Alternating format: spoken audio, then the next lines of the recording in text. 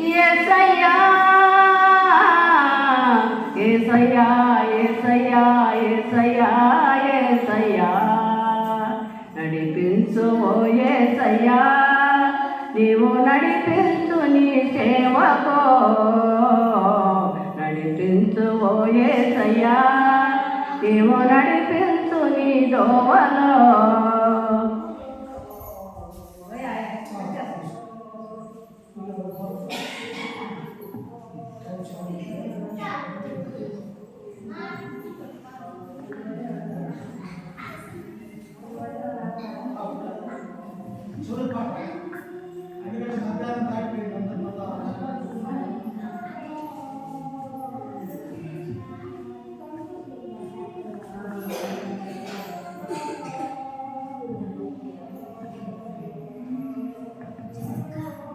Christmas పండుగ లోకాన పండుగ నా యేసు జన్మదినం నాకు పండుగ క్రిస్మస్ పండుగ లోకాన పండుగ నా యేసు జన్మదినం నాకు పండుగ ఊరువాడ పల్లె పల్లెల్లో నా పట్టణాలలో నా ప్రభుని ఆరాధిద్దాం ఊరువాడ పల్లె పల్లెల్లో నా పట్టణాలలో నా ప్రభుని ఆరాధిద్దాం happy happy happy Christmas merry merry merry Christmas happy happy happy Christmas merry merry merry Christmas Christmas పండుగ లోకాన పండుగ నా యేసు జన్మదినం నాకు పండుగ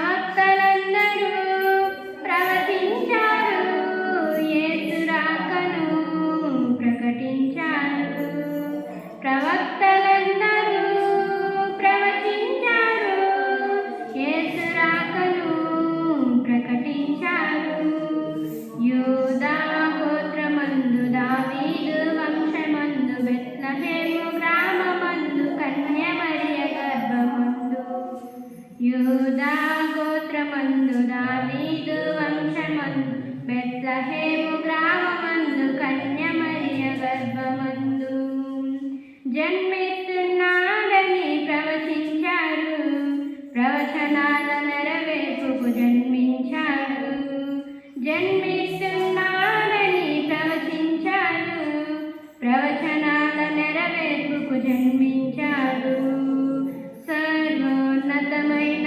స్థలములలో దేవునికే స్తుతి మహిమ సర్వోన్నతమైన స్థలములలో దేవునికే స్తుతి మహిమ క్రిస్మస్ పండుగ లోకాన పండుగ నా యేసు జన్మదినం నాకు పండుగ క్రిస్మస్ పండుగ లోకాన పండుగ నా యేసు జన్మదినం నాకు పండుగ ఊరువాడ పల్లె పల్లెల్లో నా పట్టణాలలో నా ప్రభుని ఆరాధిద్దాం ఊరువాడ పల్లె పల్లెల్లో నా పట్టణాలలో నా ప్రభుని ఆరాధిద్దాం happy happy happy Christmas merry merry merry Christmas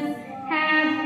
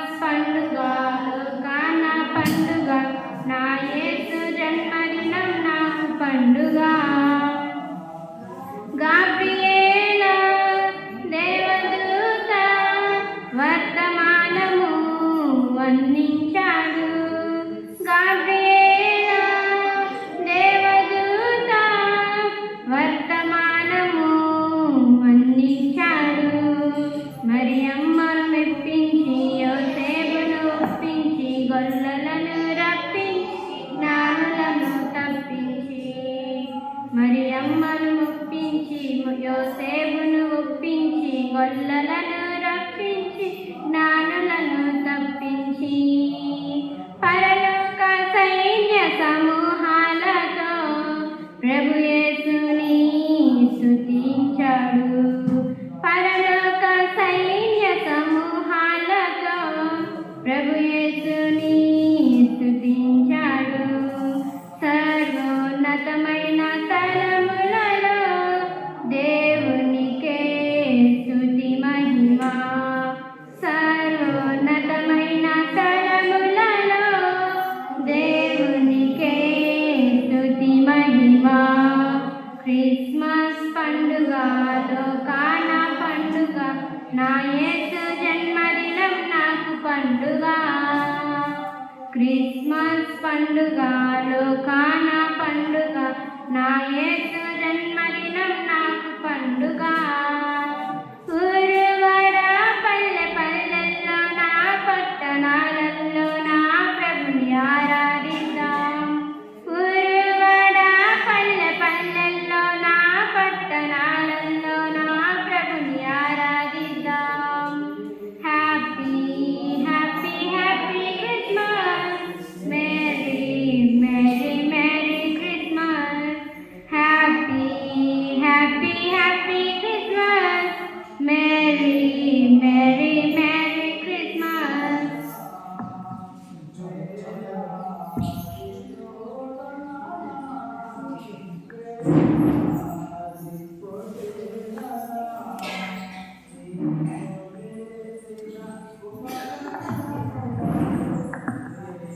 క్రీస్తునందు ఈ యొక్క మధ్యాహ్న కాల సమయంలో ఒక మంచి రోజున అనగా క్రిస్టమస్ రోజున మనందరం కూడా దేవుని యొక్క పుట్టుకను ఆరాధించుకునటానికి, ఆయన గురించి తెలుసుకోవటానికి దేవుడు మన యొక్క జీవితంలో గతించిన క్రిస్మస్ నుంచి ఈ క్రిస్మస్ వరకు మనల్ని కాచి కాపాడిన తండ్రి అయినటువంటి దేవునికి, ప్రభు అయినటువంటి యేసుక్రీస్తు ద్వారా మనందరం కూడా దేవునికి కృతజ్ఞతాస్తుతులు చెల్లించాలి.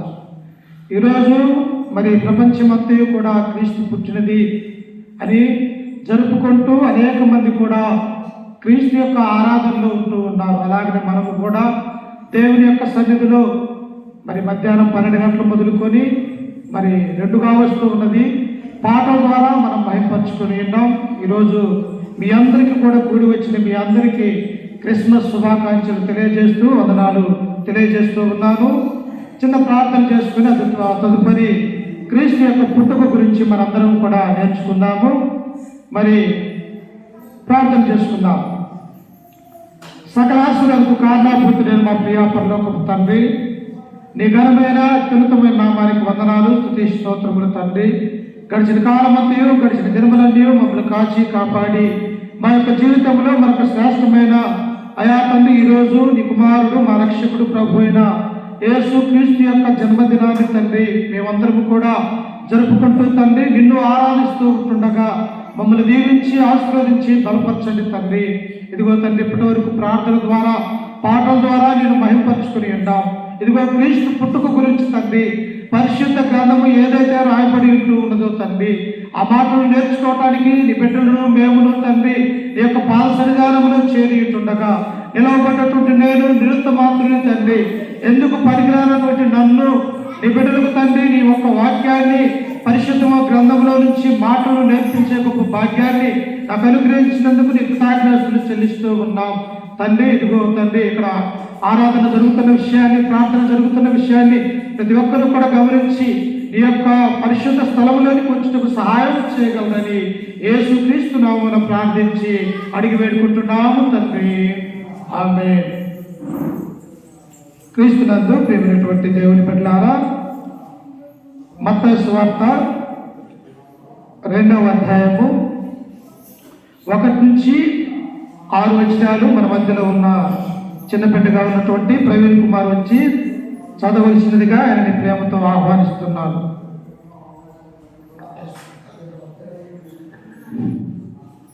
రాజైన హేరోదు దినములయందు యూదయ దేశపు బెత్లెహేములో యేసు పుట్టిన పిమ్మట ఇదిగో తూర్పు దేశపు జ్ఞానులు యెరూషలేమునకు వచ్చి యూదుల రాజుగా పుట్టిన వాడెక్కడనున్నాడు, తూర్పు దిక్కున మేము ఆయన నక్షత్రమును చూచి ఆయనను పూజించే వచ్చితిమని చెప్పిరి. హేరోదు రాజు ఈ సంగతి విన్నప్పుడు అతడును అతనితో కూడు యెరూషలేము వారందరూ కలవరపడిరి. కాబట్టి రాజు ప్రధాన యాజకులను ప్రజలలో నుండి శాస్త్రులను అందరినీ సమకూర్చి క్రీస్తు ఎక్కడ పుట్టుమని వారిని అడిగెను. అందుకు వారు యూదయ బెత్లెహేములోనే. ఏలయనగా యూదయ దేశపు బెత్లెహేమా, నీవు యూదా ప్రధానుల్లో ఎంత మాత్రమును అల్పమైన దానవు కావు. ఇశ్రాయేలీయుల నా ప్రజలను పరిపాలించు అధిపతి నీలో నుండి వచ్చును. అది ప్రవక్త ద్వారా వ్రాయబడి ఉన్నది. చక్కగా చదివి సహాయం చేసిన ప్రవీణ్ కుమార్కి వందనాలు తెలియజేస్తూ రెండవ భాగంగా లూకా సువార్త మన మధ్యలో ఉన్నటువంటి చిన్న బిడ్డ శేఖర్ బాబు వచ్చి లూకా సువార్త 1వ అధ్యాయము, లూకా సువార్త 1వ అధ్యాయము 26 నుంచి 29 వరకు చదివి సహాయం చేయవలసినదిగా శేఖర్ బాబును ఆహ్వానిస్తూ ఉన్నా. 6వ నెలలో గాబ్రియేలును దేవదూత గలిలయలోని నజరేతను ఊరిలో దావీదు వంశస్థుడైన యేసేపును ఒక పురుషునికి ప్రదానము చేయబడిన కన్యక యొద్దకు దేవుని చేత పంపబడెను. ఆ కన్యక పేరు మరియా. ఆ దూత లోపలికి వచ్చి ఆమెను చూచి, దయాప్రాప్తురాలా, నీకు శుభము, ప్రభువు నీకు తోడై ఉన్నాడని చెప్పాను. మంచిగా చాలా చక్కగా చదివినటువంటి చిన్నపేట శేఖర్ బాబుకు సంఘం నుండి వందనాలు తెలియజేస్తున్నా. 3వ వ్యక్తిగా లక్ష్మణ్ కుమార్ వచ్చి లూకా సువార్త 2వ అధ్యాయము, లూకా సువార్త 2వ అధ్యాయము 10 నుంచి 12 వచనాలు చదివి సహాయం చేయవలసిందిగా ఆయన ఆహ్వానిస్తూ ఉన్నాం. లూకా సువార్త 2వ అధ్యాయము 10 నుంచి 12 వరకు.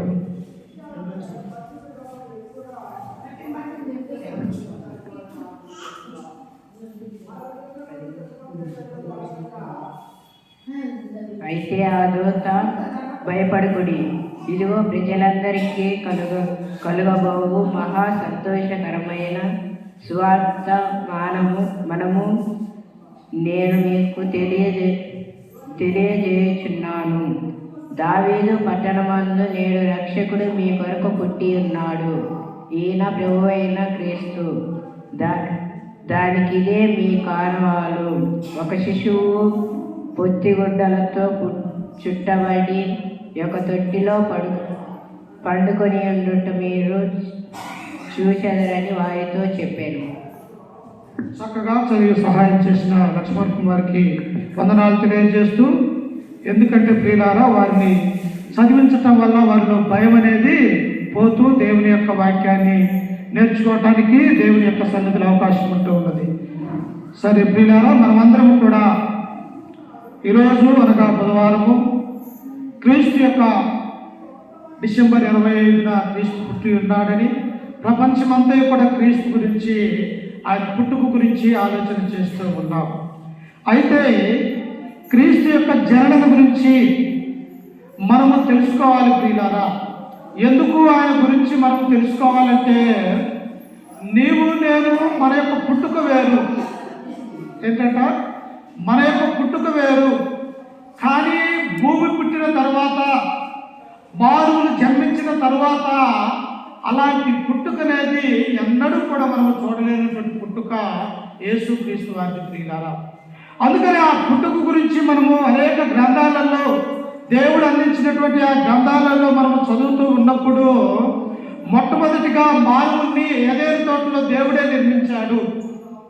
ఎలా? ఒక మట్టిని తీసుకున్నాడు, ఒక బొమ్మను చేశాడు, దానికి జీవవాయువు తన యొక్క ఊపిరిని ఊది మనిషి జీవించేవాడిగా దేవుడే మానవుని పుట్టించినటువంటి విధానాన్ని ఆది కాండంలో మనం చూడగలం ప్రియులారా.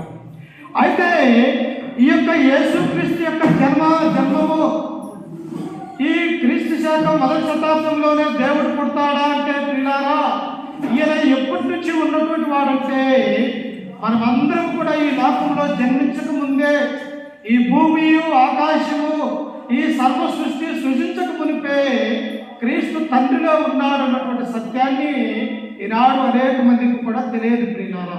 మనం ఏమనుకుంటాం, కన్యకైనటువంటి మరియ గర్భాన జన్మించిన తర్వాతనే ఈయన యొక్క భూలోకంలోనికి ఉనికిలోనికి వచ్చాడని నేడున్నటువంటి అనేక మంది అనుకుంటూ ఉన్నారు. కాదు, ఆయన ఎప్పటి నుంచి అంటే ఈ భూమి ఆకాశము ఈ ఆదాము అందరూ పుట్టక మునిపే తండ్రితో ఆయన ఉన్నాడన్నటువంటి సత్యాన్ని ఈ గ్రంథంలోనే మనం చూడగలం ప్రియులారా. అయితే క్రీస్తు యొక్క జననాన్ని గురించి అనేక మంది భక్తులు ప్రవక్తలు యేసుక్రీస్తు యొక్క లోకానికి రావాల్సినటువంటి అవసరత ఏర్పడేటట్టుగా చేసి ఉన్నారు ప్రియులారా. ఎందుకు ఆయన ఈ లోకానికి వస్తూ ఉన్నాడన్నటువంటి విషయాన్ని మనం ఆలోచన చేస్తే మొట్టమొదటి మానవుడైనటువంటి ఆదాము దేవుని యొక్క ఆజ్ఞను అతిక్రమించడం వల్ల దేవునికి ఈ లోకంలో ఒక పరిశుద్ధమైనటువంటి కుమారుడు లేడు. ఎప్పుడైతే పాపము ఈ లోకంలోకి వచ్చిందో ప్రియులారా, సాతాను యొక్క ఆలోచనలు ఈ లోకంలో అనేక విధాలుగా సాతాను యొక్క చేతిలో మానవుడు బందైపోయినట్టుగా మనం చూస్తూ ఉన్నాం. అందుకనే క్రీస్తు పుట్టుక రావాల్సినటువంటి అవసరత ఏర్పడింది. ఎలా వస్తూ ఉన్నాడు ఆయన? ఒకసారి చూడండి, ఆదికాండము 3వ అధ్యాయము 15, 16 వచనాలు చదువుకుంటే ఆయన పుట్టుక గురించి ఆదికాండములోనే దేవుడు మనము తెలుసుకోవాలని ఈ యొక్క గ్రంథంలోనే మన కొరకు దేవుడు రాయించినట్టుగా మనం చూస్తూ ఉన్నాం. చూడండి ఒకసారి, ఆదికాండం 3వ అధ్యాయం 15వ వచనము,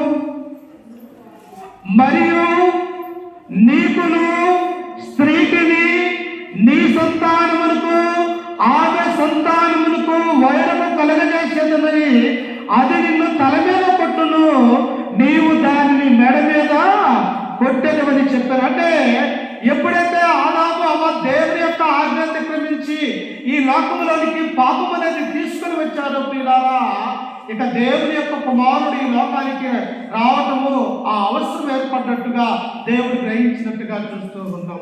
మానవుడు ఎలా ఉన్నాడని దేవుడు కోరుకున్నాడు.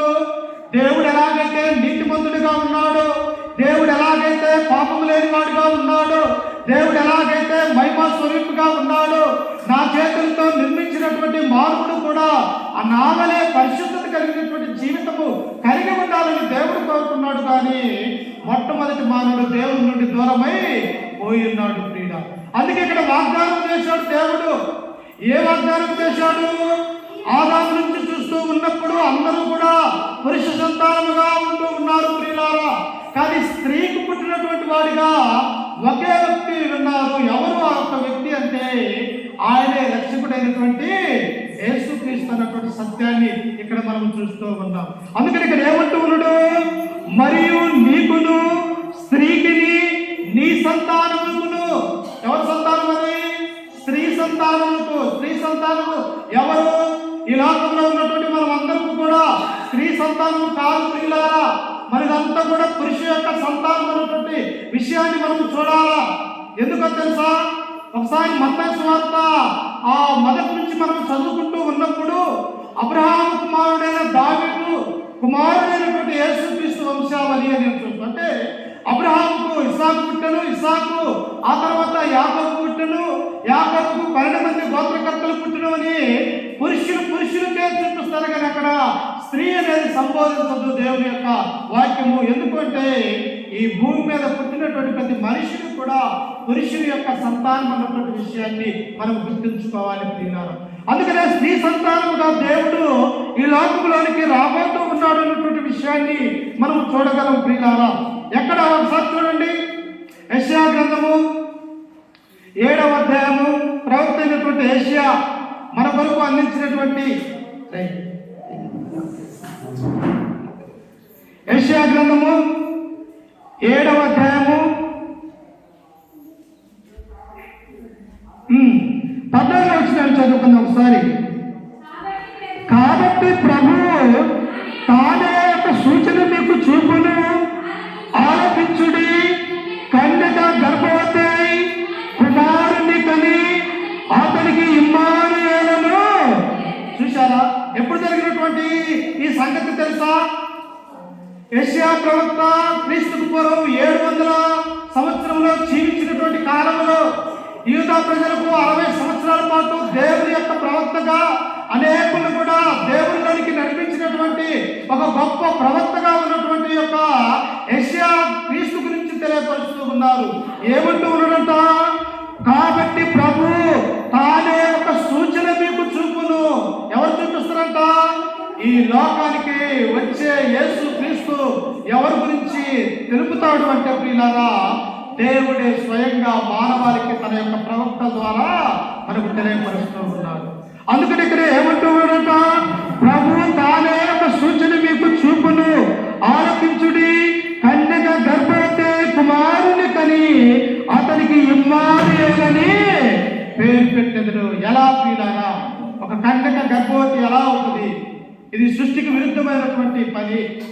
ఒక స్త్రీ గర్భవతిగా కావాలంటే దేవుడు చేసినటువంటి ఆనాడు ఆదాము అవ్వ ద్వారా, దేవుడి యొక్క సంతానం ద్వారా, దేవుడి ఆశీర్వదించుట ద్వారా ఈ లోకంలోనికి ఒక మనిషి ద్వారా కొన్ని వేల కోట్ల మంది భూప్రపంచంలో మానవ బ్రతుకుతూ ఉన్నారు. కానీ ఇక్కడ గమనించినట్టయితే పిల్లారా, కన్యక గర్భవతి అయి కుమారుణ్ణి కనును అన్నటువంటి విషయాన్ని ఇక్కడ మనం చూస్తూ ఉంటాం. అంటే పెళ్లి కానిటువంటి స్త్రీ, పురుషుని ఎరగనటువంటి స్త్రీ, కన్యక అనగా దేవుని చేత దేవుని యొక్క బిడ్డలుగా ఎదుగుతున్నటువంటి వారు. అట్టి కన్యకగా ఉన్నటువంటి ఒక స్త్రీలో నుండి ఈ లోకాన్ని రక్షించడానికి ఒక క్రీస్తు ఇమ్మానుయేలు పేరు కలిగినటువంటి వ్యక్తి రాబోతూ ఉన్నాడని పాత నిబంధన గ్రంథములో ఇమ్మానుయేలు అనే ఆ పేరుని దేవుడు మనకు చూపిస్తూ ఉన్నాడు. ప్రియుల, ఇమ్మానుయేలు అనగా అర్థము దేవుడు మనకు తోడని అర్థం. అంతా మనం చదువుకున్నట్టు ప్రియులారా, ఆయన ఎలాంటి వస్తువులను చూడండి అక్కడే. అదే యెషయా గ్రంథము 9వ అధ్యాయము 6వ వచనాన్ని మనం చదువుకుందాం. యెషయా గ్రంథము 9:6. ఏలనగా మనకు శిశువు పుట్టెను, మనకు కుమారుడు అనుగ్రహింపబడెను, ఆయన భుజము మీద రాజ్య భారముండును, ఆశ్చర్యకరుడు, ఆలోచనకర్త, బలవంతుడైన దేవుడు, నిత్యుడైన తండ్రి, సమాధానకర్తయగు అధిపతి అని అతనికి ఎలాంటి వాడో తెలుసు మన దేవుడు. నీ నా పుట్టుకలే ఒక మానవుడిగా ఈ లోకంలో ఆయన జన్మించినప్పటికీ కూడా ఆయన యొక్క పుట్టుక పరమార్థము ఎలా ఉన్నదంటే ఆయన దేవుని యొక్క కుమారుడుగా ఈ లోకంలోనికి మన కొరకు ఒక మానవుడిగా రాబోతూ ఉన్నాడు. అందుకని ఇక్కడ యెషయా అంటూ ఉన్నాడు, ఏలయనగా మనకు శిశువు పుట్టాడు. ఎలాంటి శిశువు తెలుసా? ఆయన ఈ లోకాన్ని పాపంలో ఉన్న మగ్గిపోతున్నటువంటి మానవాళిని రక్షించడానికి, ఇదిగో భూప్రపంచంలో ఉన్నటువంటి ఈ యొక్క క్యాలెండర్ని 2 భాగాలుగా చేయడానికి రాబోతున్నటువంటి శిశువే ప్రభు అయినటువంటి యేసు క్రీస్తు అన్నటువంటి ఆ సత్యాన్ని క్రీస్తు పుట్టక మునిపే దేవుడు తన ప్రవక్త ద్వారా మనకు అందించినటువంటి వాడిగా మనం చూస్తూ ఉంటాం. చూశారు ఇంకా ఏమంటూ ఉన్నాడు అక్కడ? మనకు కుమారుడు అనుగ్రహింపబడెను, ఆయన భుజము మీద రాజ్య భారమును. ఎలాంటి భారం కలిగి ఉన్నాడో తెలుసా? అందుకనే ఆయన అంటాడు, యోహాను గారు ఒకనొక సందర్భంలో బాప్తిస్మం నుంచి యోహాను దగ్గర యేసుక్రీస్తు వారు బాప్తిస్మం పొందటానికి ఆ యోర్దాను నదికి వస్తే, అయ్యా నీ ద్వారా నేను బాప్తిస్మం పొందనై ఉండగా నీవు నా దగ్గరికి ఎలా వస్తావు అన్నప్పుడు క్రీస్తు ఒకటే మాట అంటాడు, ప్రియులారా, నీతి యావత్తు ఇలాగ జరగటానికి ఇప్పటికీ కానివ్వు అని చెప్పేసి ఆ యేసుక్రీస్తు బాప్తిస్మం ఇచ్చేవారికి తెలియపరుస్తాడు. ఆ తర్వాత ఆయన బాప్తిస్మం పొంది ఆ ఒడ్డుకు వస్తూ ఉన్నప్పుడు పరలోకంలో నుండి పరిశుద్ధాత్మ పావురం వలె క్రీస్తు మీదకి వచ్చి వారి ఆ తర్వాత తండ్రి క్రీస్తు గురించి అంటాడు, ఈయనే నా ప్రియ కుమారుడు, ఈయన యందు నేను ఆనందించుచున్నాను, ఈయన మాట మీరందరూ వినుడి అనే మాటను మనం చూస్తాం. అంటే ఒక పక్క యెషయా మనకు సెలవిస్తూ ఉన్నాడు, మరో పక్క ఇర్మియా ప్రవక్త మనకు క్రీస్తు ఈ లోకంలోనికి వస్తాడని ఇర్మియా ప్రవక్త మనకు చెబుతూ ఉన్నాడు. ఆ తర్వాత ఆయన ఎక్కడ పుట్టేది కూడా ప్రవక్తలు మనకు చెబుతున్నాడు. ప్రియుడ చూడండి ఒకసారి ఆయన ఎక్కడ పుడతాడు? మీకా గ్రంథం 5వ అధ్యాయము, ప్రవక్త అయినటువంటి మీకా గ్రంథము 5వ అధ్యాయము 2వ వచనాన్ని చదువుకుందాం. మీకా గారు చదవండి. 5వ అధ్యాయం 2వ వచనం. బెత్లెహేము ఎఫ్రాత యూదా వారి కుటుంబములలో నీవు స్వల్ప గ్రామమైనను నా కొరకు ఇశ్రాయేలును ఏలబోవాడు నీలో నుండి వచ్చింది. ఎలాంటి గ్రామం నుంచి వస్తున్నట్ట? రాజు, ఈ లోకానికి రాజు రాబోతూ ఉన్నాడు. ప్రభువుగా, ఈ లోకానికి సర్వోన్నతుడిగా, దేవుని కుమారుడిగా, లోక రక్షకుడిగా రాబోతున్నటువంటి ఆయన ఎక్కడి నుంచి వస్తాడని దేవుడు సెలవిస్తూ ఉన్నాడో తెలుసా? ఎందుకు? ఎక్కడో మాలమూరు ప్రాంతమైనటువంటి బెత్లెహేము అనేటువంటి ఒక చిన్న గ్రామం నుండి ఈ లోకానికి రక్షకుడు రాబోతూ ఉన్నాడు. వాస్తవంగా రాజు యొక్క కుమారుడు ఎక్కడ పుడతాడు? రాజగృహంలో పుడతాడు ప్రియులారా. అదే ఒక ఉన్నతమైనటువంటి ధనవంతుడి యొక్క కుమారుడు ఎక్కడ పుడతాడు? ఒక గొప్ప హాస్పిటల్లో పుడతాడు ప్రియులారా. కానీ లోకాన్ని, ఈ భూమిని, ఆకాశాన్ని నిర్మించి తన కొరకు నిర్మించినటువంటి ఆ దేవుని యొక్క కుమారుడు ఎక్కడి నుంచి రాబోతూ ఉన్నాడంటే కానాను దేశం అనే యెరూషలేము యొక్క పట్టణంలో నుండి ఒక చిన్న గ్రామం అయినటువంటి బెత్లెహేము అనేటువంటి గ్రామంలో నుంచి ఆయన రాబోతూ ఉన్నాడు. అందుకనే ఇక్కడ అంటూ ఉన్నాడు ఆయన, బెత్లెహేము ఎఫ్రాత యూదా వారి కుటుంబంలో నీవు స్వల్ప గ్రామమైనను నా కొరకు ఇశ్రాయేలీయులను ఏలబోవాడు నీలో నుండి వచ్చును. నువ్వు చిన్న గ్రామమే, నిన్ను చూస్తే కేవలం 10 మందే ఉంటారు. కానీ నీ గ్రామమైనటువంటి యొక్క బెత్లెహేమైనటువంటి గ్రామము ఈ లోకాన్ని పరిపాలించే గొప్ప నాయకుడు, ప్రభు, రాజు, క్రీస్తు సంఘానికి అధ్యక్షుడు, శిరస్సుగా ఉన్న క్రీస్తు రాబోతూ ఉన్నాడు. నిన్ను దేవుడు దీవిస్తాడన్నటువంటి విషయాన్ని ఆ గ్రామంలోని మనము సెలవిస్తూ ఉన్నాడు. చూశారా? ఇప్పుడు ఎంతమంది ప్రవక్తలు క్రీస్తు గురించి చెప్పారు? ఒకరు యెషయా గ్రంథకర్త, రెండో వ్యక్తి ఎవరు? మీకా గారు మనకు తెలిపినట్టుగా మనం చూస్తూ ఉన్నాం ప్రియుల. అందుకనే ప్రవక్త అయినటువంటి మీకా క్రీస్తు యొక్క జన్మాన్ని గురించి మనకు తెలియజేస్తూ ఉన్నాడు. అందుకనే ఇర్మియా గ్రంథకర్త కూడా ఎందుకు వస్తూ ఉన్నాడు? ఇర్మియా గ్రంథము 31వ అధ్యాయం 31వ వచనంలో మనం చదువుకుంటే ఆయన రావాల్సినటువంటి ఉద్దేశం ఏమిటో అక్కడ మనకు తెలియపరుస్తూ ఉన్నది ప్రియులారా. అయితే ఈ పుట్టుక వెనుకున్న పరమార్థం ఏమిటి? ఎందుకు ఆయన ఈ లోకానికి రావాల్సి వచ్చినది? ఎవరికి పుట్టాడు ఆయన? ఏ గ్రామంలో పుట్టాడు? ఏ దేశంలో ఆయన జన్మించాడు? ఆయన పుట్టినప్పుడు ఎవరెవరు సంతోషించారు అన్నటువంటి విషయాన్ని ఇప్పుడు క్రొత్త నిబంధనలోనికి వెళ్ళి మనం చదువుకుందాం. చూడండి, పరిశుద్ధ గ్రంథంలో నుంచి లూకా సువార్త, పరిశుద్ధ గ్రంథంలో నుంచి లూకా సువార్త 1వ అధ్యాయము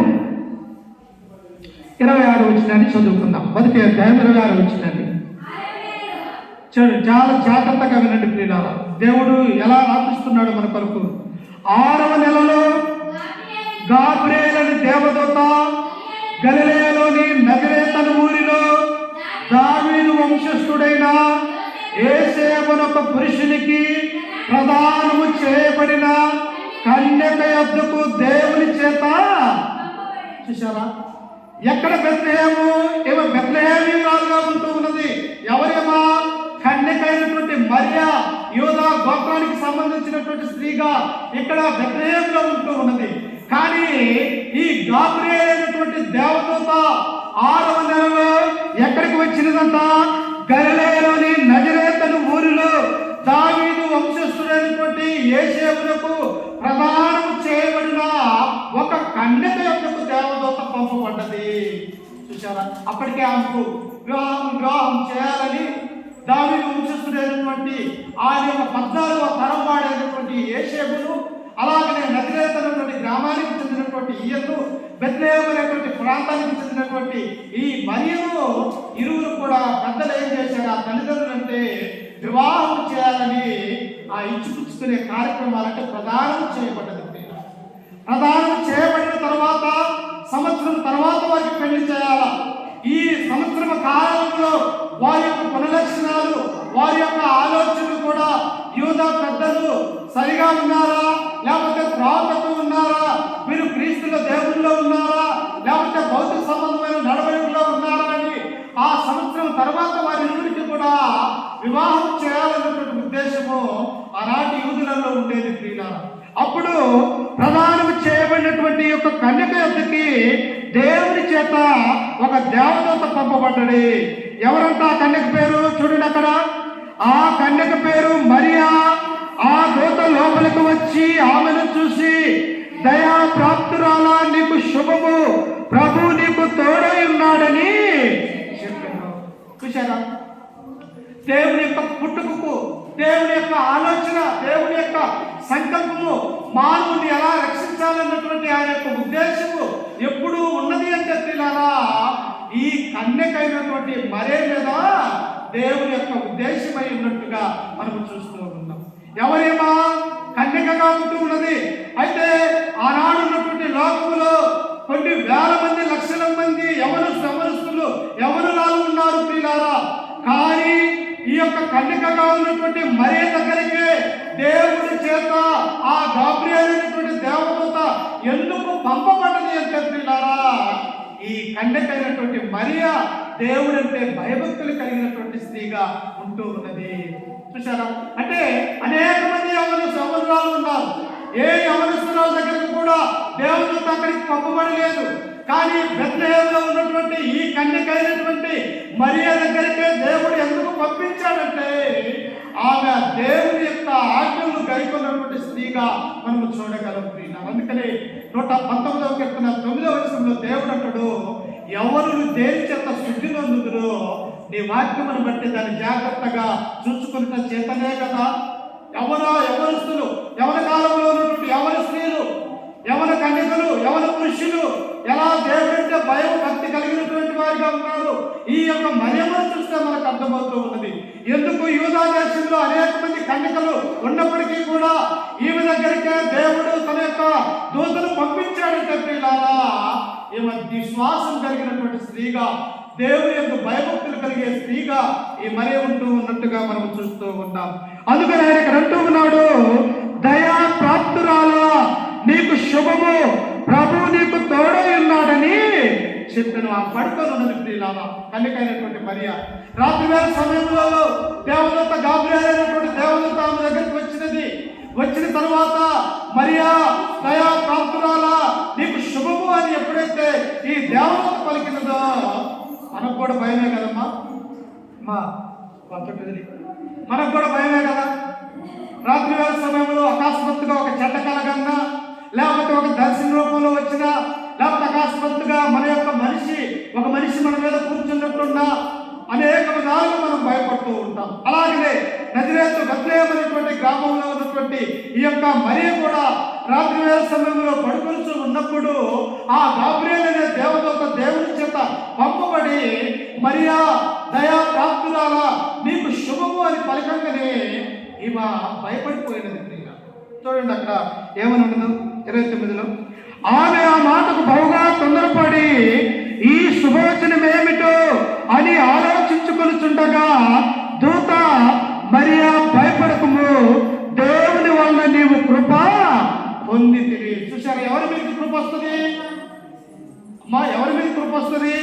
దేవుడు అంటే లెక్క చేయక, దేవుని యొక్క ధర్మశాస్త్రం అంటే తెలియక, తమ ఇష్టానుసారంగా తల్లిదండ్రులకు భయపడక, పరిష్టానుసారంగా తిరిగే యవనస్తులకి, యవనరాలై మీదకి దేవుని యొక్క కృప వస్తుందా?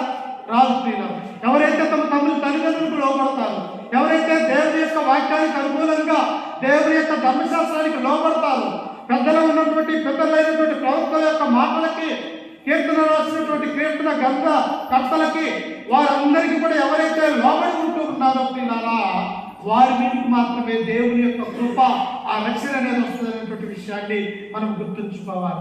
వెంటనే ఆ దూత ఏమంటూ ఉన్నది, మరియా భయపడకుము, ఏమంటూ ఉన్నదో చూడండి, దేవుని వలన నీవు కృప పొందితివి, ఇదిగో నీవు గర్భము ధరించి కుమారుని కని ఆయనకు యేసు అను పేరు పెట్టుదువు.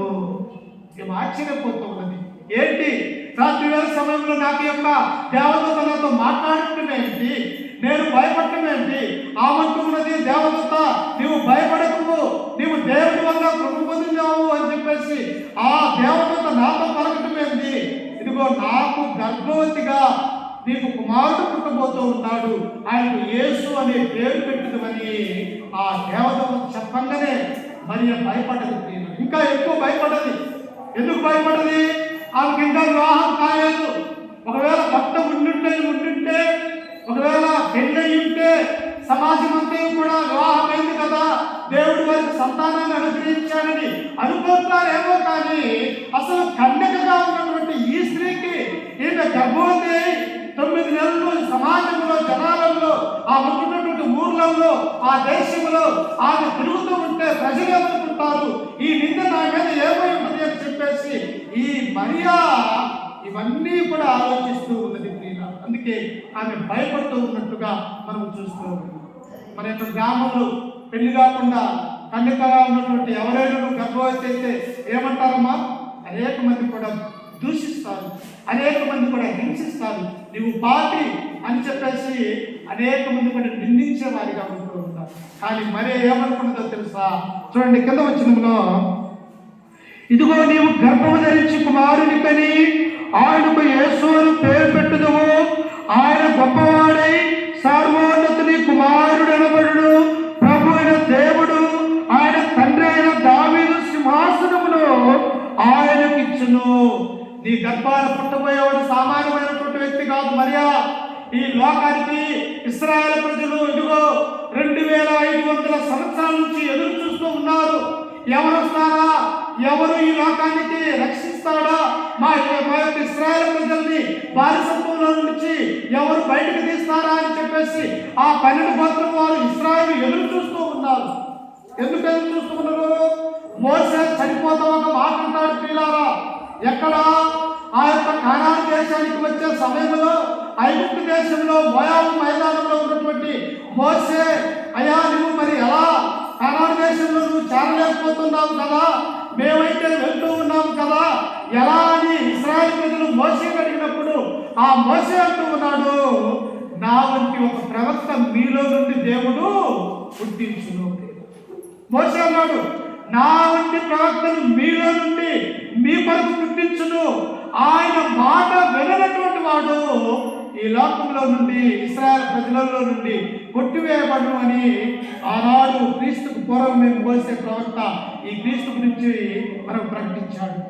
అంటే మోసే లాంటి ప్రవక్త, మోసే లాంటి వాడు, ఆయన సాత్వికుడు. ఇశ్రాయేలు ప్రజలు ఎన్ని శ్రమలు పెట్టినా, ఎన్ని బాధలు పెట్టినా ఏటికి కూడా ఆయన బెదరక దేవుని యందు భయం, భక్తి, విశ్వాసం కలిగి ఎంత సాత్వికంగా విధేయత కలిగి ఉన్నాడో అట్టి ప్రవక్త మీలో పుట్టుడు అని చెప్పేసి వాగ్దానం చేసినటువంటి దేవుడు ఇప్పుడు కన్యకైనటువంటి మరే గర్భాన ఆయన పుట్టబోతూ ఉన్నాడు. అందుకని ఆయన ఎలాంటి వాడంట? చూడండి కింద వచ్చినంలో, ఆయన తండ్రి అయిన దావీదు సింహాసనము ఆయనకిచ్చును. యూదులందరూ కూడా ఎదురు చూస్తూ ఉన్నారు. మా తండ్రి అయినటువంటి దావీదు వలె, ఆయన హృదయం వలె ఎవరైతే ఇశ్రాయేలు ప్రజల మీద రాజుగా పరిపాలన చేస్తారో అట్టి రాజు కొరకు మీరందరూ కూడా ఆనాడు ఎదురు చూసేవారిగా ఉంటూ ఉన్నారు ప్రియులారా. ఆ ఎదురు చూపు రానే వచ్చినది ఆయన ప్రభు అయినటువంటి యేసుక్రీస్తు ఒక కన్యకు పుట్టబోతున్నాడు అన్నటువంటి విషయాన్ని ఇక్కడ మనం చూస్తూ ఉన్నాం. చూడండి ఇంకా మనం చూస్తే ఆ కింద వచనంలో చూడు 34 వచనం, అందుకు మరియా నేను పురుషుణ్ణి ఎరగని దానినే ఇదేలాగు జరుగునని దూతతో అనగా అర్థమైంది. ఏమర్థమైంది? గర్భం ఎవరికి వస్తుంది? వివాహమైనటువంటి వారికి గర్భం వస్తుంది కదా. నేను కన్యకగా ఉన్నాను, నాకు కేవలం ప్రదానం చేయబడినటువంటి దానినే కదా, నాకెలా గర్భవతి నేను ఎలా అవుతానని చెప్పేసి ఆ దూతతో ఎదురు ప్రశ్న వేసినది ప్రియులారా. అప్పుడు దూత అంటూ ఉన్నది చూడండి, పరిశుద్ధాత్మ నీ మీదికి వచ్చును, సర్వోన్నతుని శక్తి నిన్ను కమ్ముకొనును కనుక పుట్టబో శిశువు పరిశుద్ధుడై దేవుని కుమారుడు అనబడు. యేసుక్రీస్తు అంటే ఎవరమ్మా? నీ హృదయంలో, నీ నా ఆలోచనలో యేసుక్రీస్తు అంటే నీవేమనుకుంటున్నావో తెలుసా? ఎవరు యేసుక్రీస్తు అంటే? ఆయన దేవుని యొక్క కుమారుడు, దేవుని యొక్క పరిశుద్ధుడు, దేవుని యొక్క చిత్తాన్ని నెరవేర్చడానికి, దేవుని యొక్క సంకల్పాన్ని తెలుసుకున్నవాడై ఈ భూలోకానికి వచ్చినటువంటి ఆయన సర్వోన్నతుడు అన్నటువంటి విషయాన్ని మనందరం కూడా గుర్తుంచుకోవాలి ప్రియ. అయితే ఆయన పుట్టుక ఎలాంటిదో తెలుసా? నీవన్న నేనన్న హాస్పిటల్లో పుట్టేవారు, లేకపోతే ఇంటికాడ మరి మంత్రసాలను చేసేవారు మన యొక్క పుట్టుకలు. కానీ ఆయన పుట్టుక ఏ మానవుని యొక్క జన్మకు పరమార్థంగా ఉంటూ ఉన్నది అనే పుట్టుక. ఎలాంటి పుట్టుకో చూడండి ఒకసారి. మత్తయి సువార్త మత్తయి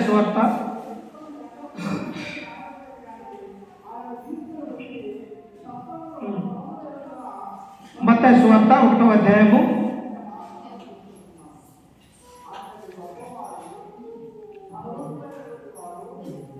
2 నుంచి చదువుకుందాం. ఒకసారి 2వ అధ్యాయం 1 నుంచి చదువుకుందాం. రాజైన హేరోదు దినములందు యూదయ దేశము బెత్లెహేములో యేసు పుట్టిన పిమ్మట తూర్పు దేశపు జ్ఞానులు యెరూషలేముకు వచ్చి, యూదులు రాజుగా పుట్టినవాడు ఎక్కడున్నాడు? తూర్పు దిక్కున మేము ఆయన నక్షత్రమును చూసి ఆయనను పూజింప వచ్చింది. ఆయన పుట్టుక ఎలాంటిదో తెలుసా? నా పుట్టుక వెళ్ళలేదు. ఆయన పుట్టుక ఒక పశువుల తట్టులో జరిగినది ప్రియులారా, ఒక పశువుల పాకలో జరిగినది. ఆనాడు కైసరా ఐగుప్తు రోమా చక్రవర్తి అయినటువంటి ఆ రాజు అనేకులు కూడా ప్రజాసంఖ్య వ్రాయాలని చెప్పేసి ఆయన అందరికీ చెప్పినప్పుడు యూదులలో ఉన్నటువంటి ప్రతి ఒక్కరూ కూడా ఆ యొక్క యెరూషలేముకు వచ్చినప్పుడు ప్రియులారా, ఆ యెరూషలేముకు వచ్చిన తరువాత ఈమె నిండు చూలాలుగా కన్యకైనటువంటి మరియా 9వ నెలగా ఉంటూ ఉన్నది ప్రియులారా. అప్పుడు 9వ నెలగా ఉన్నటువంటి ఈమెకు ఆ జనసంచారంలో కొన్ని వేల మంది, లక్షల మంది తమ యొక్క ప్రజాసంఖ్య వ్రాయించుకోవాలని చెప్పేసి ఆ కైసర ఐగుప్తు ఆజ్ఞ వల్ల కనుక వారందరూ కూడా ఆ యొక్క ప్రాంతానికి వచ్చినప్పుడు ఈమెకు నిండు చూలాలు కాకుకు సిద్ధపాటు కలిగి ఉన్నట్టుగా చూస్తూ ఉన్నాం. అప్పుడు చూడండి, అదే లూకా సువార్త ఒకసారి ఆమె కాన్పు ఎలా జరిగినదో, ఆయన యొక్క పుట్టుక. లూకా సువార్త 2వ అధ్యాయం 1 నుంచి చదువుకుందాం. ఆ దినములలో సర్వలోకమునకు ప్రజాసంఖ్య వ్రాయాలని కైసర ఐగుప్తు వలన ఆజ్ఞ ఆయను. ఇది కురేనియ సిరియా దేశమునకు అధిపతి అయి ఉన్నప్పుడు జరిగిన మొదటి ప్రజాసంఖ్య. అందరూ ఆ సంఖ్యలో వ్రాయబడుటకు తమ తమ పట్టణములు వెళ్ళిరి. యోసేపు దావీదు వంశములోను గోత్రములను పుట్టినవాడు కనుక తనకు భార్యగా ప్రదానము చేయబడిన గర్భవతి అయిన మరియతో కూడా ఆ సంఖ్యలో వ్రాయబడుటకు గలిలయలోని నజరేతులో నుండి బెత్లెహేముకు వచ్చాడు. అంటే క్రీస్తు ఎప్పుడు పుట్టాడో అనేటువంటి ఆ డేట్ ఉన్నది మనకి, కానీ బైబిల్లో రాయబడలేదు. ఎందుకు రాయబడలేదో తెలుసా?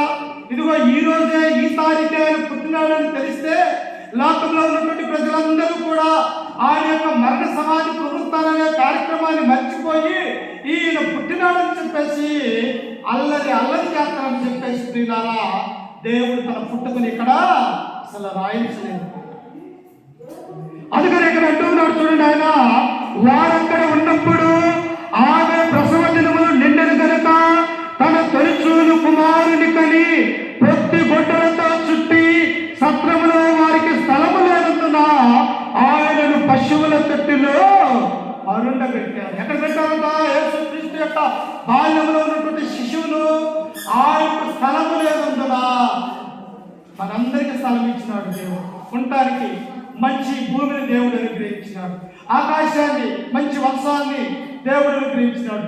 మన కళ్ళకి చూడటానికి ఆకుపచ్చ లాంటి అనేకమైనటువంటి స్థలాలన్నీ కూడా దేవుడు మనకిచ్చినప్పటికీ కూడా ఆయన పుట్టడానికి సత్రంలో ఏం లేదంట, ఆయనకి స్థలం అనేది లేదు.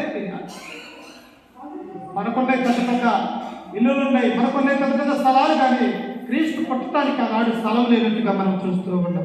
అందుకని అక్కడ ఎక్కడున్నట తన తొలిచూలు కుమారుని కన్ని పొత్తి గుడ్డలతో చుట్టి సత్రంలో వారికి స్థలము లేనందున ఆయనను పశువుల తొట్టిలో పెట్టారు. ఎక్కడ పెట్టారు? ఈనాడు హాస్పిటల్లో ఎలా ఉంటుందో తెలుసా? పుట్టిన బిడ్డ వారికి మంచి దోమలు కొట్టకుండా దోమతెరలు, అలాగే ఉండటానికి మంచి బెడ్లు, అలాగే ప్రతి నిమిషం ప్రతి గంట చూసుకోవటానికి డాక్టర్స్, నర్సులు అందరూ ఉన్నారు. కానీ ఇలాగా ఈ లోకానికి రక్షించడానికి పుట్టినటువంటి యేసుక్రీస్తుకు ఏ ఒక్క అవకాశం కూడా లేదంటుగా మనం చూస్తాం. ఆయన తొలిచూలు కుమారుని కని మరి ఆ యొక్క పొత్తి గుడ్డలతో చుట్టబడి సత్రంలో వారికి స్థలం లేనందున పశువులు నీళ్లు తాగే ఆ కుడితి తొట్టుంటే ఆ కుడితి తొట్టులో తమ కుమారుణ్ణి పండబెట్టినట్టుగా మనం చూస్తూ ఉన్నాం. అంటే ఆయన యొక్క పుట్టుక మనందరికీ కూడా మాదిరిగా ఉండాలని, మనం హెచ్చించిపోకుండా, గర్వించుకోకుండా దేవుని మీద తగ్గింపు స్వభావం కలిగి ఉండాలని ఆయన పుట్టదలుచుకుంటే ఎక్కడైనా రాజమందిరాలలో గృహాలలో పుట్టగలడు, లేకపోతే ధనవంతుల యొక్క ఇళ్లలో ఆయన పుట్టగలడు. కానీ ఒక పేదరాలైనటువంటి కన్యకైనటువంటి మరే గర్భాన్ని పుట్టాలని దేవుడు సంకల్పించాడు. ఆయన అనుసరించినట్టుగా మనం చూస్తూ ఉన్నాం. అందుకనే చూడండి కింద విషయంలో, ఆ దేశంలో కొందరు గొర్రెల కాపరులు పొలములో ఉండి రాత్రి వేళ తమ మందను కాచుకొనుచుండగా ప్రభుదూత వారి ఎద్దకు వచ్చి నిలిచెను. ప్రభు మహిమ వారి చుట్టూ ప్రకాశించినందున వారు మిక్కిలి భయపడిరి. ఎప్పుడైతే బెత్లెహేము అనేటువంటి ఈ యొక్క పట్టణంలో చిన్న ఊరిలో ఈయన మరి శిశువుగా పుట్టి ఉన్నాడు, సత్రంలో ఆయనకు స్థలం లేనందున తొట్టిలో పరుండబెట్టినప్పుడు అరణ్యంలో ఉన్నటువంటి గొర్రెల కాపురులకి ఒక నక్షత్రం అనేది కనిపించింది. ప్రియులారా, ఎక్కడున్నట్టు వాళ్ళు కాపర్లు ఎక్కడుంటారో తమ మందను మేపడానికి కొన్ని నెలల పాటు అరణ్యాలలో ఉంటూ ఉంటారు. ఎందుకు? తమకున్నటువంటి ఆ పశువులు మంచి తిండి వేయడానికి, గట్టి బలం రావడానికి ఆ యొక్క గొల్లలు కాపర్లైనటువంటి వారు అరణ్యంలో తమ మందను వేపుచూ ఉన్నప్పుడు దేవుని యొక్క మహిమ వారి చుట్టూ కూడా ఒక వెలుగులాగా ప్రకాశించినట్టుగా మనం చూస్తూ ఉన్నాం. మన ఇంటి మీద కట్టే స్టార్లు ఆ చుక్కను చూసే తీరా, కానీ ఈ స్టార్లు వేరు.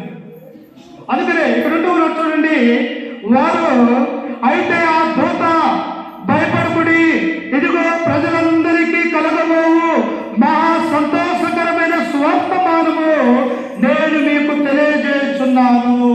ఎప్పుడైతే యెరూషలేము అనే పట్టణంలో బెత్లెహేములో ఆ యొక్క శిశువు అయినటువంటి యేసుక్రీస్తు వారు అక్కడ పుట్టి ఉన్నాడు, ఎక్కడో అరణ్యంలో ఉన్నటువంటి ఆ గొల్లల దగ్గరికి దేవదూత వచ్చి ఇదిగో ప్రజలందరికీ కూడా మహా సంతోషకరమైనటువంటి స్వర్తమానము మీకు తెలియపడుచున్నది అన్నాడు. వాళ్ళు ఆశ్చర్యపోయారు. ఏంటి ఈ అరణ్యంలో, ఈ చీకట్లో ఈ వెలుగేంటి, ఈ మహా వెలుగేంటి, ఈ వెలుగులో మేమేంటి అని చెప్పేసి ఆ యొక్క కాపర్లు ఏం చేశారంటే భయపడిపోయారు. ఆ పక్క మరియమ్మ భయపడదు. అక్కడ దేవదూత వచ్చినప్పుడు అరణ్యంలో ఉన్నటువంటి యొక్క గొర్రెల కాపర్లు కూడా భయపడ్డారు. ఆ భయపడ్డప్పుడు ఏం చేస్తున్నాడు? ఆ దూత భయపడకుడి, ఇదిగో ప్రజలందరికీ కలగబావు మహా సంతోషకరమైన స్వర్తమానము నేను మీకు తెలియజేస్తున్నాను. దావీదు పట్టణమందు నేడు రక్షకుడు మీకు పుట్టి ఉన్నాడు. ఇది సంతోషకరమైనటువంటి సువార్త. ఇది మనం నేర్చుకోవాల్సినటువంటి బోధ. మొట్టమొదటిగా ఇదిగో గొల్లలకి అనగా కాపర్లకి కనిపించాడు దేవుని యొక్క దూత. వారితో చెబుతూ ఉన్నది, ఇదిగో యెరూషలేము పట్టణమందు బెత్లెహేములో మీకందరికీ కూడా సంతోషకరమైనటువంటి సువర్తమానము మేము మీకు అందిస్తూ ఉన్నాము. ఏంటి అంటే ఇదిగో లోక రక్షకుడు మీ కొరకు పుట్టి ఉన్నాడు. అప్పుడు ఎందుకంటే చూడండి ఏమని ఎలా పుట్టాడు ఆయన. ఈయన ప్రభు అయిన క్రీస్తు, దానికి దేమి కారణాలు ఒక శిశువు పొత్తు గొడులతో చుట్టబడి ఒక తొట్టిలో పండుకొని మీరు చూసుదరని వారితో చెప్పెను. వెంటనే పరలోక సైన్య సమూహములు ఆ దూతతో కూడి నుండి సర్వోన్నతమైన స్థలములో దేవునికి మహిమయు ఆయనకి ఇష్టమైన మనుషులకు భూమి మీద సమాధానము కలుగునుగా కానీ దేవునికి స్తోత్రము చేయుచున్నది. అప్పటిదాకా సమాధానం లేదు. నరహత్యలు, దొంగతనాలు, అబద్ధాలు, రాజ్యం మీదకి రాజ్యం పోవటము, అమ్మోనీయులు, మోయాబీయులు, ఇశ్రాయేలు యొక్క యుద్ధము, రోమా సైనికులు, ఆ తర్వాత బబులోనీయులు, గ్రీకులు, మాదీయ, పార్శిక రాజ్యాలు, ఇలా యుద్ధాలు జరిగిపోతూ ఇశ్రాయేలు ప్రజలందరూ కూడా వారు అనేకమైనటువంటి కష్టాలలో ఉన్నప్పుడు వారికి సంతోషకరమైనటువంటి సువర్తమానము వారికే కాదు ఈ లోకంలో ఉన్నటువంటి అన్యులుగా జీవిస్తున్నటువంటి మనకు కూడా ఏంటి అంటే ప్రియులారా ఆ యొక్క పుట్టుక అన్నటువంటి విషయాన్ని మనం గుర్తుంచుకోవాలి. అయితే మొట్టమొదటిగా ఈ స్వర్తమానము ఎవరికి తెలియపరిచాడు దేవుడు? అరణ్యంలో ఉన్నటువంటి ఒక కాపరులకు దేవుడు అనుగ్రహించినాడు. ఆ స్వర్తమానమైనటువంటి వారు ఏం చేశారంటే చూడండి 15వ వచనంలో, ఆ దూతలు తమ యొద్ద నుండి పరలోకముకు వెళ్ళిన తరువాత ఆ గొర్రెల కాపరులు జరిగిన ఈ కార్యమును ప్రభువు మనకు తెలియజేసి ఉన్నాడు. మనము బెత్లెహేము వరకు వెళ్ళి చూద్దామరండి ఒకరితో ఒకడు చెప్పుకొని త్వరగా వెళ్ళి మరియను యోసేపును తొట్టిలో పండుకొని ఉన్న శిశువును ఆశ్చర్యపోతూ ఉన్నారయ్యా, ఈ వెలుగు మన మీద ప్రకాశించింది. ఆ గాబ్రియేలు దేవదూత మన దగ్గరికి వచ్చింది. ఇదిగో లోకరక్షకుడు బెత్లెహేము గ్రామంలో పుట్టి ఉన్నాడు, ఆయన పశువుల తొట్టిలో కరెంటు పట్టి ఉన్నాడు అని చెప్పేసి మనకు ఆ స్వర్గమార్గం తెలియజేసింది కనుక ఇక వారు చేయవలసినటువంటి ఏంటో తెలుసా? ఈయనకు తెలిసినటువంటి ఆ స్వర్గమార్గం ఇతరులకి బోధించాలి. అదే స్వర్గమార్గం అనగా దేవుని యొక్క సమాధానమైనటువంటి విషయాన్ని మనం గుర్తుంచుకోవాలి. వెంటనే ఈ కాపర్లు ఏం చేశారంటే పిల్లలు, ఆయన ఉంటున్నటువంటి ఆ చోటుకు వచ్చారు. వచ్చి ఏం చేసిరో చూడండి. ఆ కింద వచ్చినంలో, మరియును యోసేపును తొట్టిలో పడుకొని ఉన్న శిశువును చూసి వారు చూసి ఈ శిశువును గురించి తమతో చెప్పబడిన మాటలు ప్రచురము చేసిరి. గొర్రెల కాపరులు తమతో చెప్పిన సంగతుల గురించి విన్న వారందరూ మిక్కిలి ఆశ్చర్యపడిరి. ఆయన పుట్టుకే ఒక ఆశ్చర్యము ప్రియులారా. ఆయన పుట్టుకే క్యాలెండర్ అనేది 2 భాగాలు అయిపోయింది ప్రియులారా. ఒకటి క్రీస్తుకు పూర్వం అయితే, రెండవది క్రీస్తు శాఖం. ఎవరైనా సరే భూలోకంలో ప్రతి మానవుడు కూడా క్రీస్తు గురించి తెలుసుకోవాల్సినదే. అంటే ఒక భూమిని 2 భాగాలుగా చేసినటువంటి వాడిగా ఉంటూ ఉన్నాడు. క్రీస్తు శాఖం, క్రీస్తుకు పూర్వం. క్రీస్తుకు పూర్వం ఏం జరిగింది, క్రీస్తు శాఖంలో ఏం జరుగుతూ ఉంది, క్రీస్తు పుట్టిన తర్వాత జరిగినటువంటి ఈ విషయం మనం నేర్చుకోవాలి. వెంటనే ఆ కాపరులు అమ్మా తమ యొక్క తల్లి అయినటువంటి మరియతో, ఆ తండ్రిగా ఉన్నటువంటి యోసేపుతో, అక్కడ ఉన్నటువంటి యూదులతో, మేము అరణ్యంలో మా యొక్క బర్రెలు కాచుకుంటుండగా ఒక దేవదూత ఒక వెలుగు మాకు కనిపించినది. ఇదిగో లోకరక్షకుడు బెత్లెహేములో పుట్టి ఉన్నాడు మీ కొరకని ఒక స్వార్థ మార్గము మాకు బోధింపబడి ఉన్నది కనుక మేము మీ దగ్గరికి వచ్చి ఉన్నాము. ఆ శిశువును చూడటము మాకు గొప్ప భాగ్యము అని చెప్పేసి ఆ కాపరులు సంతోషిస్తూ ఉన్నారు. మనకు కూడా సంతోషం కదా? అసలు ఆయన ఎందుకు వచ్చాడో తెలుసుకుంటే ఇంతకు మించినటువంటి సంతోషం ఇంకా ఉన్నది ప్రియుల. చూడండి, అంటే కింద వచ్చినప్పుడు చదువుకుంటే, అయితే మరియా ఆ మాటలన్నీ తన హృదయంలో తలపోసుకొనుచు భద్రము చేసుకొనెను. మరి ఏం చేస్తూ ఉన్నదట? ఈ జరుగుతున్నటువంటి సంగతులన్నీ కూడా స్త్రీగా ఉన్నది. అక్కడ వచ్చేసేమో పెళ్లి ప్రదానం చేయబడిన తర్వాత తమ గ్రామంలో ఉండి నిద్రిస్తూ ఉన్నప్పుడు గాబ్రియేలు అనే దూత ఏం చెప్పినదో, ఆ దూత చెప్పిన తర్వాత ఆమె యొక్క కడుపులో ఒక శిశువు 9 నెలలు ఎలా వచ్చినదో, ఆ తర్వాత ఆ యొక్క బెత్లెహేములో సత్రంలో పుట్టిన తర్వాత పశువుల తొట్టిలో పెట్టిన తర్వాత మొట్టమొదట స్వార్థకు మారలేనటువంటి కాపర్లు వచ్చి తమతో ఏం జరిగిందో చెప్పింది. ఇవన్నీ కూడా మరియ తలపోసుకొని ఎక్కడ దాచుకుందట? తమ హృదయంలో దాచుకున్నది. వాక్యం ఎక్కడ దాచుకోవాలమ్మా? ఈ హృదయంలో దాచుకోవాలి. మరే ఎక్కడ దాచుకున్నది? తమ హృదయంలో దాచుకున్నది. అక్కడేమో దేవుడి చేత భయపడిందిగా ఉంటుంది, కరుణించబడినటువంటి ఆయన ఉన్నది, మంచి కన్యకగా ఉన్నది, దేవుడు అంటే భయకరమైనటువంటి స్త్రీగా ఉన్నది. ఇక్కడ వచ్చేసి వారు చెప్పిన దేవుడి యొక్క మాటల్ని ఈ మరియ తమ హృదయంలో తలపోచుకుంటూ ఉన్నది. కానీ యేసుకు అర్థం కావట్లా. ఏమంటూ ఉన్నది? నాకు ప్రదానం చేయబడిన ఈ కన్యకైనటువంటి మరియ ఎలా గర్భవతిగా అవుతుందని చెప్పేసి అసలు ఏమన్నా పెళ్లి చేసుకోకుండా ఉంటే సరిపోయింది కదా అని ఆమెను వినడానికి ఉద్దేశము ఈ యొక్క యేసేపు కలిగి ఉన్నాడు. కానీ అదే దేవదూత యేసేపు దగ్గరకు వచ్చి, నీవు మరియను చేర్చుకున్నట్టుకు భయపడకు, ఆమె గర్భము ధరించినది పరిశుద్ధాత్మ వలన అని మత్తయి సువార్త 1వ అధ్యాయం 18 నుంచి 22 వచనాలలో ఉంటూ ఉంది.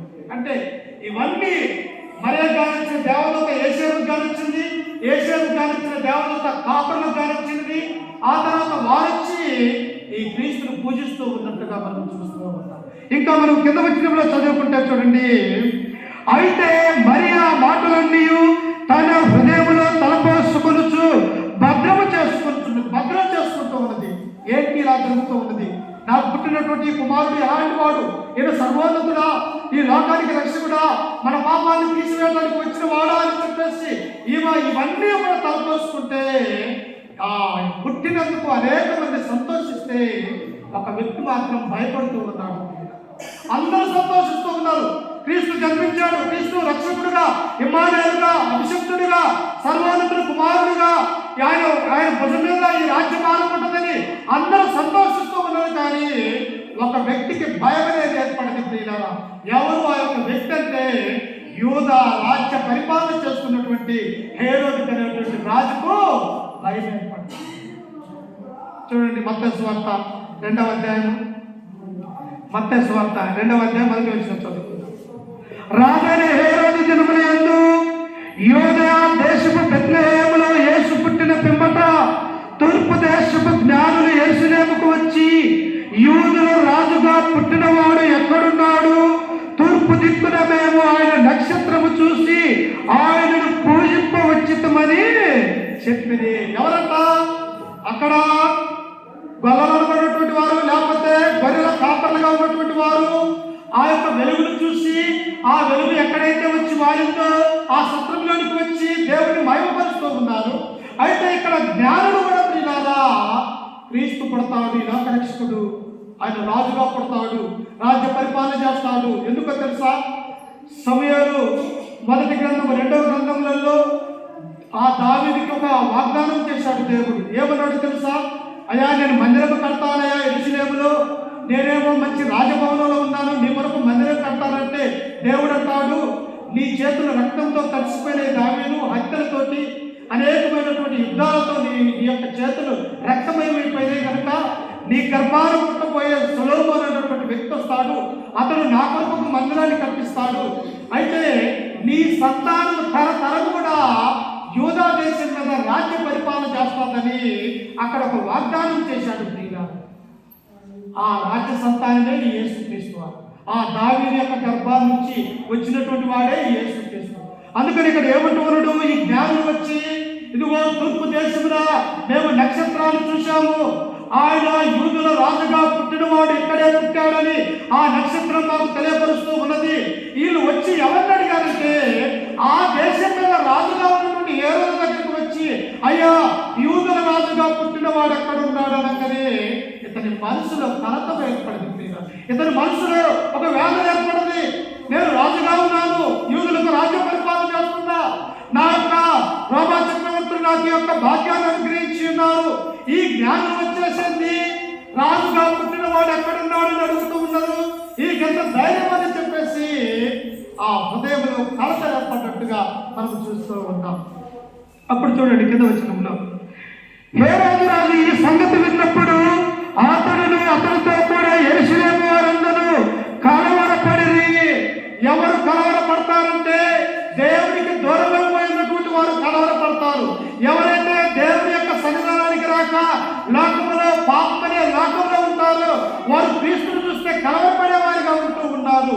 ఈ హేరోదు రాజు అనేవాడు కూడా దేవుని యొక్క చిత్తాన్ని ఎరగక ఇతడు భౌతిక సంబంధమైనటువంటి రాజుగా ఉండి క్రీస్తు పుట్టిన తరువాత జ్ఞానులు వచ్చి అడిగితే ఇతని మనసులో కలవరం అనేది ఏర్పడుతుంది. ఎక్కడ నా రాజ్యం కూలిపోతుంది, తర్వాత రాజు ఎక్కడ రాజ్య పరిపాలన చేస్తున్నాడు అని చెప్పేసి ఆయన కలవరపడుతూ ఉన్నాడు. అయితే కింద వచ్చినంలో చూడండి ఒకసారి, ఆయన క్రీస్తు మీద ఒక కుయుక్తి జరిగిస్తూ ఉన్నాడు. అక్కడ 4వ వచనంలో, కాబట్టి రాజు ప్రధాన యాజకులను ప్రజల నుండి శాస్త్రుల్ని అందరిని సమకూర్చి క్రీస్తు ఎక్కడ పుట్టునని వారిని అడిగను. అందుకు వారు యూదయ బెత్లెహేములోనే, ఏలైనగా యూదయ దేశపు బెత్లెహేమా, నీవు యూదా ప్రధానులలో ఎంత మాత్రము అల్పమైన దానము కావు, ఇశ్రాయేలును నా ప్రజలను పరిపాలించు అధిపతి నీలో నుండి వచ్చును అని ప్రవక్త ద్వారా వ్రాయబడి ఉన్నదని ఈ యాజకులు చెబుతూ ఉన్నారు. మనం చదువుకున్నాం కదా, ఎక్కడ చదువుకున్నామమ్మా? మీకా గ్రంథము 5వ అధ్యాయం 2వ వచనంలో ఉన్నటువంటి ఈ గ్రంథమే ఎప్పుడో 700 సంవత్సరాల క్రితం జరిగినటువంటి ఈ వచనము క్రీస్తు శాఖ 1వ శతాబ్దంలో 70వ సంవత్సరంలో రాసినటువంటి మత్తయి గారు అక్కడ ఉన్నటువంటి దాన్ని ఇక్కడ రాయించారు. అంటే ఆయన వాక్యం ఎలా ఉందో చూడండి, ఆయన పుట్టిక ఎలా ఉందో చూడండి, ఆయన పుట్టినప్పుడు ఎవరెవరు ఆయన దగ్గరికి వచ్చారో చూడండి. అంటే ఇవన్నీ కూడా రుజువులు ప్రియులారా. లోకంలో ఉన్నటువంటి ఏ దేవుడికి కూడా లేవు అన్ని రుజువులు. ఏ గ్రంథము కూడా, రోజుకు బైబిల్ ఎంతమంది కొంటూ ఉన్నారో అసలు లెక్కలేని పరిశుద్ధ గ్రంథాలు ఈ ప్రపంచంలో పోతూ ఉన్నాయి. ఏ గ్రంథానికి లేనటువంటి విలువ ఈ పరిశుద్ధమైనటువంటి గ్రంథానికి ఉంది. అందుకని ప్రధాన యాజకులు అడుగుతున్నాడు, ఏ రోజు రాజయ్యా ఎక్కడ పుడతాడు క్రీస్తు? రాజుగా ఎక్కడ పుడతాడు? ఒకవేళ పుట్టే మాట అయితే నేను కూడా వచ్చి చూస్తాను. ఎందుకు? పుట్టినటువంటి ఆయన సంపాదన దురుద్దేశాలు కలిగినటువంటి యొక్క హేరోదు రాజు యాజకులు అడిగినప్పుడు వారంటూ ఉన్నారు, వారు ప్రవక్త యొక్క లేఖనాల్ని బయటకు తీసేస్తున్నారు.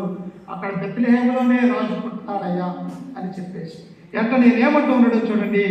హేరోదు ఆ జ్ఞానులను రహస్యంగా పిలిపించి ఆ నక్షత్రము కనబడిన కాలము వారి చేత పరిష్కారముగా తెలుసుకొని మీరు వెళ్ళి ఆ శిశువు విషయమై జాగ్రత్తగా విచారించి తెలుసుకొనగానే నేను వచ్చి ఆయనను పూజించినట్లు నాకు వర్తమానము తెండని చెప్పి వారిని బెత్లెహేముకు పంపెను. రాజేం చేస్తూ ఉన్నాడు? ఒక కుయుక్తి చూస్తూ ఉన్నాడు.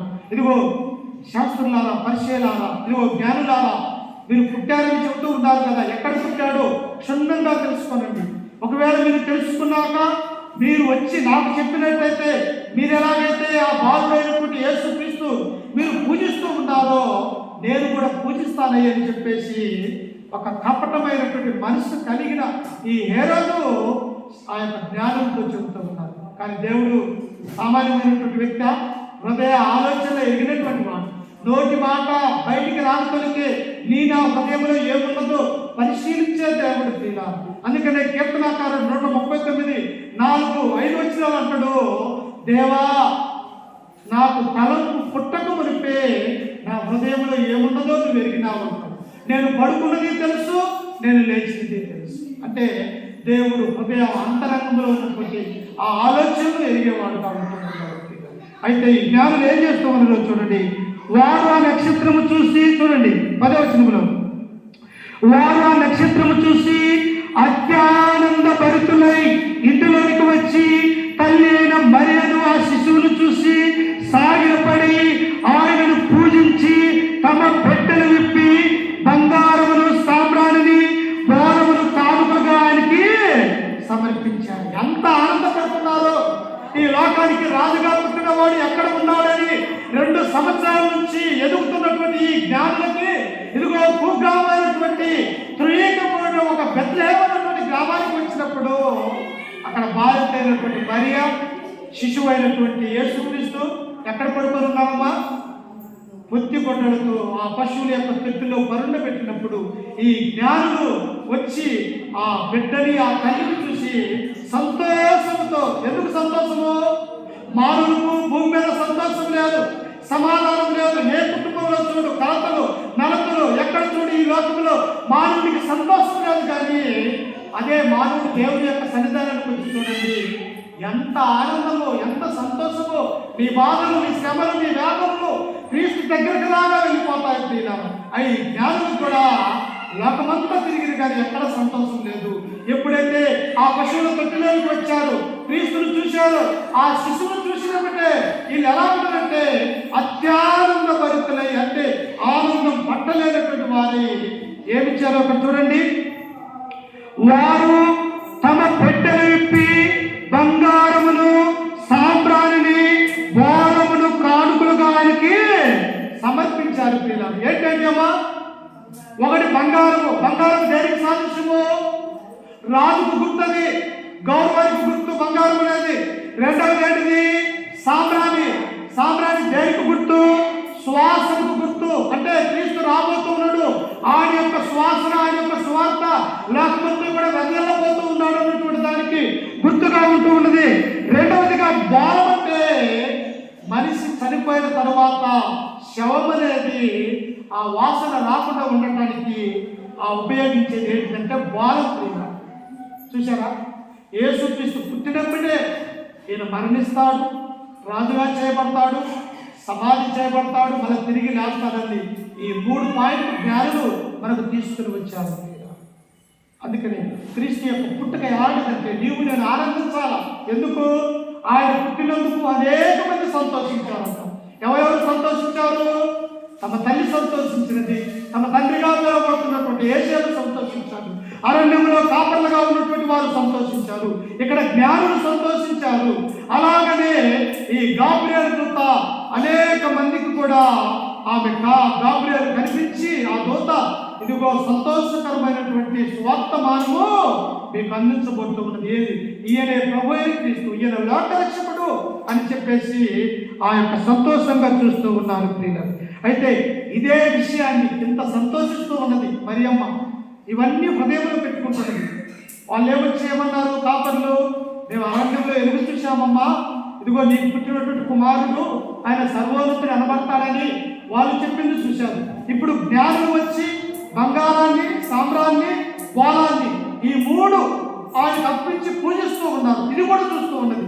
ఇవన్నీ కూడా హృదయంలో పెట్టుకున్న తర్వాత ఇక ఆ తల్లికి అంత సంతోషమమ్మా. ఎందుకు? లోకరక్షకుడే పుట్టబోతూ ఉన్నాడు. పాపముల నుంచి తీసివేయబడే ఆయన ఎన్నో సంవత్సరాల క్రితం నుంచి అనాది సంకల్పంలో వేయబడినటువంటి స్త్రీ సంతానముగా, దావీదు కుమారుడుగా, యెషయా వద్ద నుంచి చిగురుగా ఈ లోకంలో పుట్టబోతున్నవాడు నా గర్భాన దేవుడు పుట్టించాడని ఈ మరియ సంతోషిస్తూ ఉన్నప్పుడు ఆలయంలో ఒక గుణపం లాంటి ఆమె హృదయంలోకి ఒక కత్తి త్వరలోనే దూసుకుపోతూ ఉన్నది. ఒక బాధ యొక్క సంతోషం ఉంటుంది, ఒక సంతోషం కనుక బాధ కూడా ఉంటుంది అన్నటువంటి విషయాన్ని ఇప్పుడు మనం చూడబోతూ ఉంటాం. చూడండి లూకా సువార్త, చివరిగా చెప్పుకొని ముగించుకుందాం. లూకా సువార్త 2వ అధ్యాయము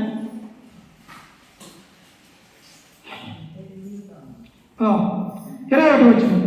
ఆ శిశువుకు సున్నతి చేయవలసిన 8వ దినము వచ్చినప్పుడు, చూశారా, ఒక ఇశ్రాయేలు ప్రజలు అన్నటువంటి ప్రతి ఒక్కడు కూడా తమ తల్లిదండ్రులకు మగపిల్లవాడు పుడితే 8వ రోజున యెరూషలేము యొక్క దేవాలయానికి వెళ్ళి జత గుమ్మరేళ్ళు, జత పావురేళ్ళు బలిగా అర్పించి తమ కుమారులకు సున్నతి చేసేవారు. ప్రియుల అబ్రహాముకు చేశాడమ్మా.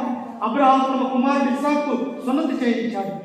అలాగే కన్యకైనటువంటి మరియమ్మకు పుట్టిన ఈ యేసుక్రీస్తు వారికి కూడా సున్నతి చేయాలని దేవుని యొక్క మందిరానికి వెళ్ళి 8వ దినాన వెళ్ళాలని దేవుని యొక్క ధర్మశాస్త్రం చెబుతూ ఉన్నది కనుక ఆ ఆజ్ఞని పాటించేదానిగా మరియమ్మ ఉంటూ ఉన్నది. అప్పుడు వెళ్ళినప్పుడు చూడండి, ఆ గర్భామందు ఆయన పడక ముందు దేవదూత చేత పెట్టబడ్డ యేసు అని పేరు వారు ఆయనకు పెట్టింది. చూడండి కింద వచ్చిన 25వ వచనంలో, యెరూషలేమునందు సుమయోనుడు ఒక మనుషుడును, అతడు నీతిమంతుడును భక్తిపరుడై ఉండి ఇశ్రాయేలు యొక్క ఆదరణ కొరకు కనిపెట్టువాడు, పరిశుద్ధాత్మ అతని మీద ఉండెను. అతడు ప్రభు యొక్క క్రీస్తును చూడకమునుపు మరణము పొందడని అతనికి పరిశుద్ధాత్మ బయలుపరచబడును. ఈ యొక్క యెరూషలేము యొక్క మందిరంలో సుమయోను అని ఒక మనిషిని ఉన్నాడు. అతడు ఎలాంటి వాడు తెలుసా? నీతిమంతుడై ఉన్నాడు. క్రీస్తు యొక్క ముఖాన్ని చూడాలని ఆయనకు దేవుని యొక్క సంకల్పం ద్వారా ఉన్నది. ప్రియులారా, ఇప్పుడు ఈ యొక్క సుమయోను అంటూ ఉన్నాడు. చూడండి, అదే లూకా సువార్త 2వ అధ్యాయము 34వ వచనములో, సుమయోను వారిని దీవించి, ఇదిగో అనేక హృదయ ఆలోచనలు బయలుపడినట్లు ఇశ్రాయేలులో అనేకులు పడుటకును తిరిగి లేచుటకును వివాదాస్పదమైన గుర్తుగా ఈయన నియమింపబడి ఉన్నాడు. మరియు నీ హృదయంలోనికి ఒక ఖడ్గము దూసిపోవునని ఆయన తల్లి అయిన మరియతో చెప్పెను. అమ్మా, నీకున్నటువంటి సంతోషం ఇప్పుడు కాదు, నువ్వు సంతోషపడుతూ ఉన్నావు, కానీ మరియా నీ హృదయంలోనికి ఒక కత్తి అనేది దూసుకుపోతూ ఉన్నదని ఆ మరియతో చెప్పాడు. ఏంటి ఆ మరియమ్మకు కలిగినటువంటి ఆ సంతోషంలో ఒక బాధ ఏంటో తెలుసా? ఆమె యవ్వన కాలంలోని క్రీస్తు చనిపోవటం. పెద్ద కుమారుడిగా ఉండి ఆమె ఎంతో అల్లాబుద్ధిగా పెంచుకోబడ్డటువంటి ఈ యేసు క్రీస్తు వారు 33 సంవత్సరాలకే నా పాపముల కొరకు ఆ కలువరిగిరిలో బలియాగమై ఆయన మరణించి సమాధి చేయబడి తిరిగి లేచేదే ఈ యొక్క ఆమె హృదయంలో ఒక బాణంలాగా వేదంలాగా తల్లి కొన్నట్టుగా మనం చూస్తూ ఉన్నాం. కానీ ఆయన మరణించకపోతే మనకు పాప క్షమాపణ అనేది, ఆయన మరణించబట్టే మనకు పాపం అనేది పోతూ ఉన్నది. కానుక క్రీస్తు పుట్టినందుకు వారు ఎలాగైతే సంతోషించారో మనం కూడా సంతోషించి ఆ క్రీస్తును అనుసరించి క్రీస్తు యొక్క మాటలు విని ఆయన చెప్పినటువంటి మార్గంలో మనం నడుచుకున్నట్లయితే మరేకున్నటువంటి సంతోషం, ఆ యొక్క అరణ్యంలో ఉన్నటువంటి కాపలకు సంతోషం, ఈ జ్ఞానులకు సంతోషము, మనకు కూడా సంతోషం ఉండాలంటే దేవుని యొక్క భయము, భక్తి, విశ్వాసం కలిగి ఉండాలని ఈ వాక్యం ద్వారా మిమ్మల్ని హెచ్చరిస్తూ ఈ మాటలను నేను కూడా చేసుకుంటూ అవపడతాను. మీ అందరికీ మన రక్షకుడు ప్రభు అయిన యేసుక్రీస్తు నామమున వందనాలు తెలియజేస్తూ ఈ యొక్క వాక్యాన్ని ముగించుకుంటూ ఉన్నాను. ప్రార్థన చేస్తూ ఆ తదుపరి క్రీస్తు యొక్క మరి క్రిస్మస్ను మనం జరుపుకున్న కేక్ ద్వారా ప్రార్థన చేసుకుందాం. సమయం ఇప్పటికే మూడుగా వస్తుంది. ప్రార్థన చేసుకుందాం. సకల ఆశీర్వాదకు కారణాభూతుడైన మా ప్రియ పరలోకపు తండ్రి, నీ ఘనమైన అత్యున్నతమైన నామానికి వందనాలు, స్తుతి స్తోత్రములు తండ్రి. గడిచిన కాలమన్నీ గడిచిన దినములన్నీ మమ్మల్ని కాచి కాపాడి మా యొక్క జీవితంలో తండ్రి మరొక శ్రేష్టమైన అయా తండ్రి క్రీస్తు యొక్క జన్మాన్ని గురించి